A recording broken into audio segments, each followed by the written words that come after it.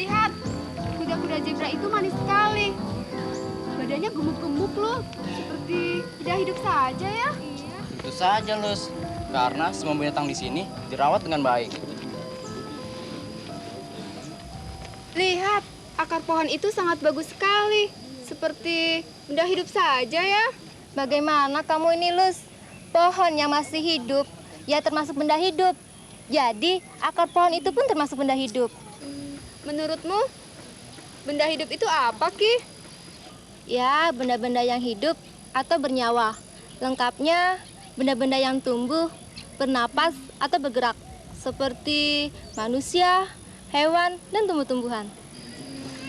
Nah, kalau benda mati, Benda mati adalah benda atau barang yang tidak dapat bergerak sendiri dan tidak dapat bernapas, seperti batu, kayu, dan besi. kalau begitu 100 buat kamu.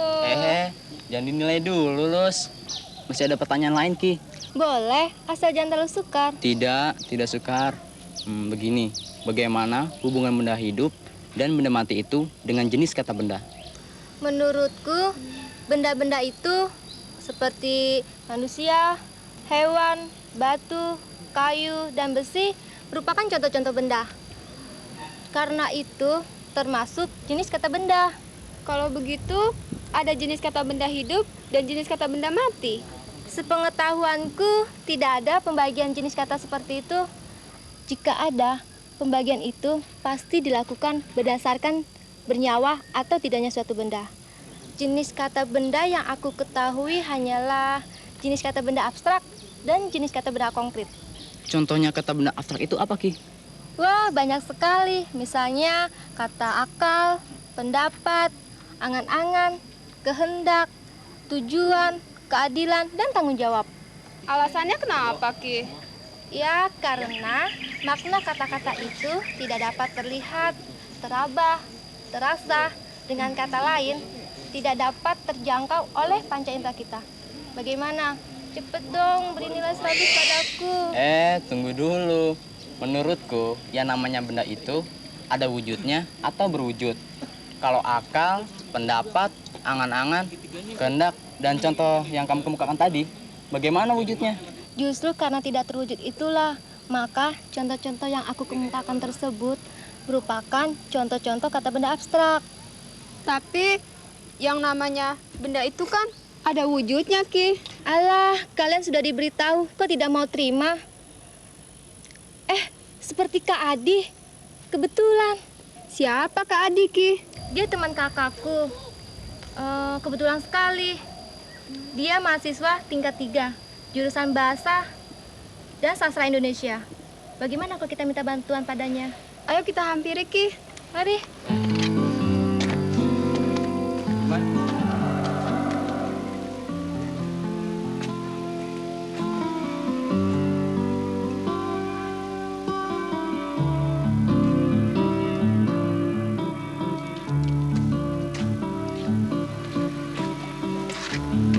Kak Adi, Kiki, Apa kabar, Kak? baik. Dengan siapa, Ki? Ini dengan Lucy dan dengan Didi. Kenalin, Di. Lus, Kak Adi. Didi. Kadi. Oh ya, dalam rangka apa kalian kesini? ya rekreasi saja. Menghilangkan kejenuhan di sekolah, Kak. Habis tugas sekolah banyak, Kak. Tapi sampai di sini malah menambah masalah. Loh, masalah? Bukannya kalian kesini ingin senang-senang? Begini, Kak. Kalau Kakak bersedia, kami ingin mendapatkan penjelasan tentang kata benda. Terutama kata benda abstrak, Kak. Saya dan Didi merasa kurang paham tentang jenis kata benda, terutama jenis kata benda abstrak. Meskipun Kiki sudah menerangkan dan memberikan contoh-contohnya. Wah, bagus sekali. Ternyata kalian tidak pernah melalaikan pelajaran di sekolah. Dalam suasana rekreasi, kalian masih mempersoalkan pelajaran. Kakak senang. Semangat belajar kalian tinggi sekali. Baiklah, kakak akan menjelaskan persoalan kata benda tadi, terutama kata benda abstrak. Tetapi sebaiknya kita cari tempat saja untuk membahas masalah ini. Ayo, Kak. Ayo, Kak.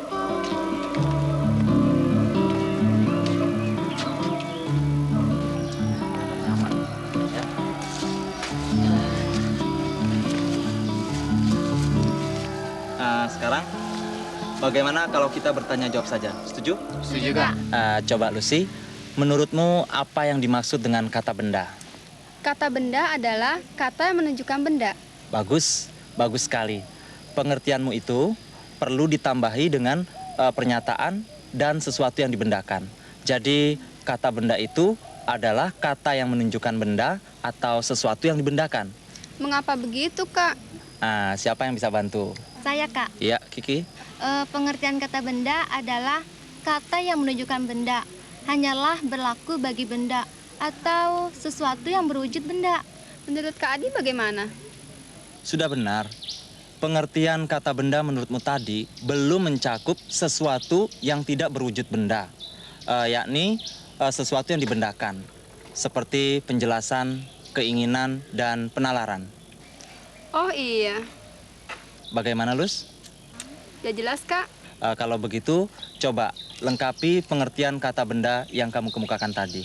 Kata benda adalah kata yang menunjukkan benda atau sesuatu yang dibendakan. Itu peninjauan kata benda berdasarkan arti atau maknanya. Coba, Di, kamu berikan contohnya. Contohnya, buku, sepeda, ikan, dan harimau. Benar. Lucy, mengapa kata-kata yang dikemukakan Didi tadi termasuk jenis kata benda? Karena kata-kata tersebut menunjukkan benda. Di dalam pelajaran IPA, buku, sepeda, ikan, harimau termasuk benda.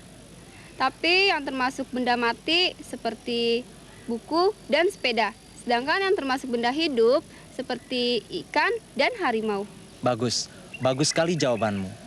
Coba berikan ciri strukturnya agar dapat diketahui bahwa kata buku, sepeda, ikan, dan harimau dapat disebut jenis kata benda.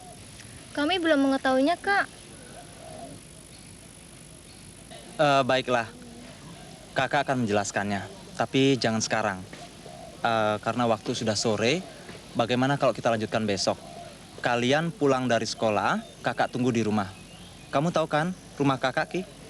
Baiklah, Kak. Besok kami akan datang. Sebelumnya saya ucapkan terima kasih. Iya, terima kasih, Kak. Ayo, kita pulang.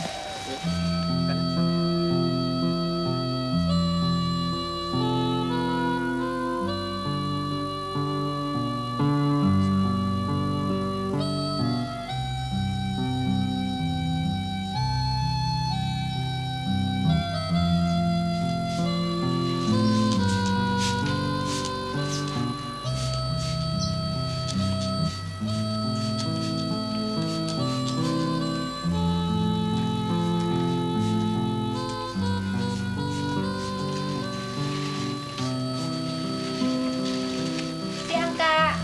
Selamat siang, Kiki. Bagaimana? Mengganggu ya, Kak? Tidak, sudah kakak tunggu sejak tadi. Ayo masuk. Ya, Kak. Bagaimana? Kita akan membahas masalah yang kemarin di sini atau Bisa di sini juga. kalau begitu kakak ambilkan dulu ya.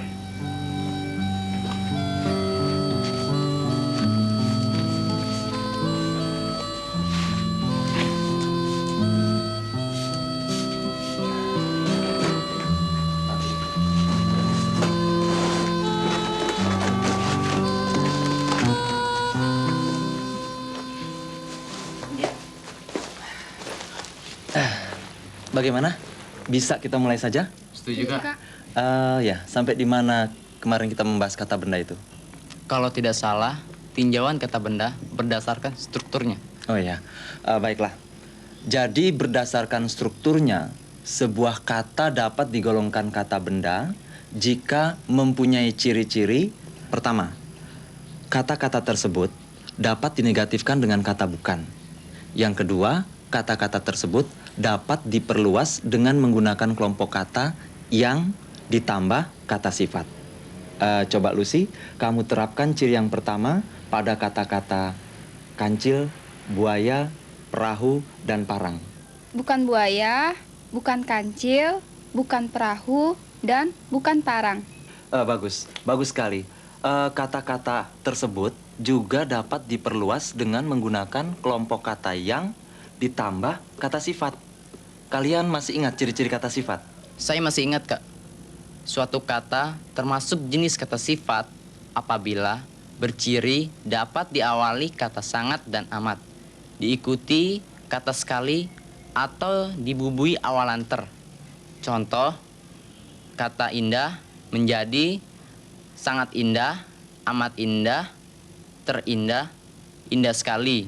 Bagus sekali. Coba kamu buktikan bahwa kata-kata kancil, buaya, perahu, dan parang dapat diperluas dengan menggunakan kelompok kata yang ditambah kata sifat.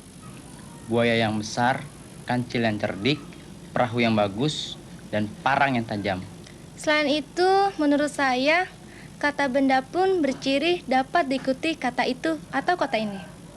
Contohnya? Buaya itu buaya ini. Kancil itu kancil ini.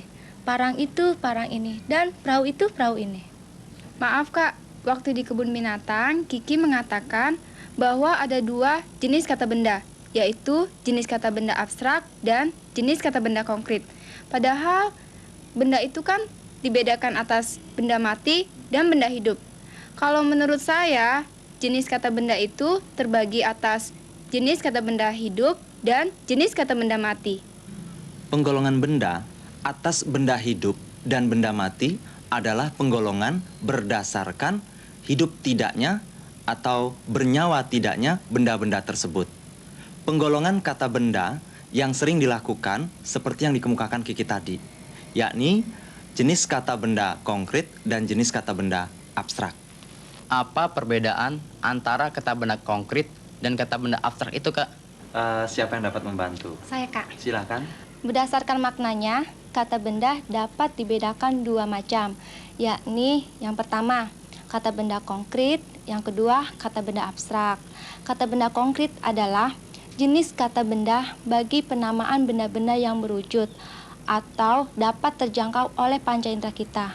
Contohnya, rumah, pensil, dan sapu. Kata benda abstrak adalah jenis kata benda bagi penamaan sesuatu yang dibendakan.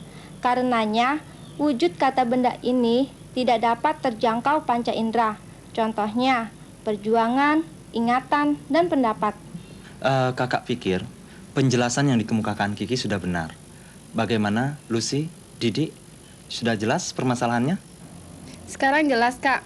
Kalau begitu, kata benda yang dikemukakan oleh Kiki waktu di kebun binatang itu benar Kak? Kata-kata apa saja yang dicontohkan oleh Kiki? Kata akal, pendapat, kehendak, angan-angan, tujuan, perbedaan, keadilan, dan tanggung jawab. Mengapa kata-kata itu termasuk jenis kata benda abstrak? Karena memenuhi semua ciri-ciri dari kata benda, baik dari ciri makna maupun dari ciri strukturnya. Maksudmu? Berdasarkan maknanya, kata-kata tersebut tergolong kata benda, sebab menyatakan sesuatu yang dibendakan. Dikatakan demikian karena wujudnya itu tidak dapat terjangkau oleh panca indera. Kalau berdasarkan strukturnya, Kata-kata tersebut tergolong kata benda, sebab dapat dinegatifkan dengan kata bukan, seperti bukan akal, bukan pendapat, bukan kehendak, bukan angan-angan, bukan tujuan, bukan perbedaan, bukan keadilan, dan bukan tanggung jawab. Selain itu, dapat diperluas dengan kelompok kata yang ditambah kata sifat, seperti akal yang sehat, pendapat yang baik, kehendak yang benar, angan-angan yang indah, tujuan yang jelas, perbedaan yang besar, keadilan yang benar, dan tanggung jawab yang besar. Itulah buktinya. Berdasarkan strukturnya, masih ada bukti lain, Kak. coba sebutkan. Kata-kata tersebut dapat pula diikuti kata ini atau itu. Misalnya, akal ini, akal itu. Pendapat ini, pendapat itu. Dan angan-angan ini, angan-angan itu. Kakak pikir apa yang dikemukakan oleh Lucy tadi sudah benar. Artinya, kalian sudah memahami apa yang dimaksud dengan jenis kata benda abstrak. Bagaimana, Di? Jelas, Kak. Kalau begitu, sekarang kamu tunjukkan bentuk-bentuk kata benda abstrak itu, Di. Maksud kakak, Kamu tunjukkan kata-kata benda abstrak itu termasuk kata dasar, kata berimbuhan, atau bentuk lainnya. oh itu. Baiklah, Kak. Menurut saya, dilihat dari bentuknya, akal berbentuk kata dasar. Pendapat, kehendak, tujuan, perbedaan, dan keadilan berbentuk kata berimbuhan. Angan-angan berbentuk kata ulang. Dan tanggung jawab berbentuk kata majemuk. Sekarang perhatikan unsur pembentuk kata benda abstrak yang berbentuk imbuhan. Bagaimana? Unsur pembentuk masing-masing kata tersebut sebagai berikut. Pendapat terdiri atas awalan pe yang dirangkaikan dengan kata dapat yang berubah menjadi pen. Kehendak terdiri atas awalan ke yang dirangkaikan dengan kata hendak. Tujuan terdiri atas kata tuju yang diberi akhiran an. Perbedaan terdiri atas gabungan imbuhan per an yang dirangkaikan dengan kata beda, bukan awalan per dirangkaikan dengan kata bedaan. Sebab kata bedaan tidak dipakai di dalam bahasa Indonesia. Yang ada adalah kata perbedaan, bukan bedaan. Bukan juga perbeda ditambah akhiran an. Sebab kata perbeda tidak biasa dipakai di dalam bahasa Indonesia. Keadilan terdiri atas gabungan imbuhan ke an, dirangkaikan dengan kata adil, bukan awalan ke yang dirangkaikan dengan kata adilan atau keadil yang dilekati akhiran an. Sebab kata adilan dan keadil tidak dipakai di dalam bahasa Indonesia. Bagus. Penjelasan Lucy bagus sekali. Berarti kalian sudah dapat memahami kata benda abstrak itu baik secara ciri maupun bentuknya. Mudah-mudahan, Kak. Sekarang, sebelum kalian pulang, kalian simpulkan apa yang telah kita bicarakan tadi. Coba kamu, Di, sebutkan pengertian kata benda berdasarkan ciri makna. Baik, Kak. Kata benda adalah kata yang menyatakan benda atau sesuatu yang dibendakan. Sekarang kamu, Lus. Sebutkan ciri-ciri strukturnya. Berdasarkan ciri strukturnya, kata benda adalah kata yang berciri. Yang pertama, dapat dinegatifkan dengan kata bukan. Kedua, dapat diperluas dengan kelompok kata yang ditambah kata sifat. Yang ketiga, dapat diikuti dengan kata ini dan kata itu. Bagus. Sekarang kita lanjutkan. Coba Kiki, kamu sebutkan pembagian kata benda berdasarkan maknanya. Baiklah, Kak. Berdasarkan maknanya, jenis kata benda dapat dibedakan dua macam, yakni yang pertama, kata benda konkret, yang kedua, kata benda abstrak. Kata benda konkret adalah jenis kata benda bagi penamaan benda-benda yang berwujud atau dapat terjangkau panca indera. Contohnya, rumah, pensil, dan sapu. Kata benda abstrak adalah jenis kata benda bagi penamaan sesuatu yang dibendakan. Karenanya, wujud kata benda ini tidak dapat terjangkau panca indera. Contohnya, perjuangan, ingatan, dan pendapat. Kamu lanjutkan. Macam-macam bentuk kata benda abstrak berdasarkan strukturnya. Ya Kak, berdasarkan contoh-contoh dan penjelasan tadi, kata benda abstrak dapat berbentuk satu kata dasar. Contoh, kata akal, kata budi. Dua, kata berimbuhan. Contohnya, kata ingatan dan kata pendapat. Tiga, kata ulang. Contohnya, kata angan-angan. Empat, kata majemuk. Contohnya, sopan santun dan kata tanggung jawab. Berdasarkan kesimpulan yang kalian buat, kakak pikir kalian sudah dapat memahami kata benda abstrak dengan baik. Mudah-mudahan, Mudah-mudahan. Kak. Dilus, hari sudah terlalu sore. Kita berpamitan sekarang ya. Kak, kelihatannya hari sudah semakin sore. Kami akan segera pulang, Kak. Terima kasih atas penjelasan Kakak. Dan maaf merepotkan Kakak. Ah, tidak. Bahkan kakak sangat bangga terhadap kalian. Semangat kalian besar sekali. Sekarang kalau kalian mau pulang, silakan. Kalau begitu, kami permisi pulang dulu, Kak. Permisi, Kak. Ya, hati-hati di jalan ya. Kak.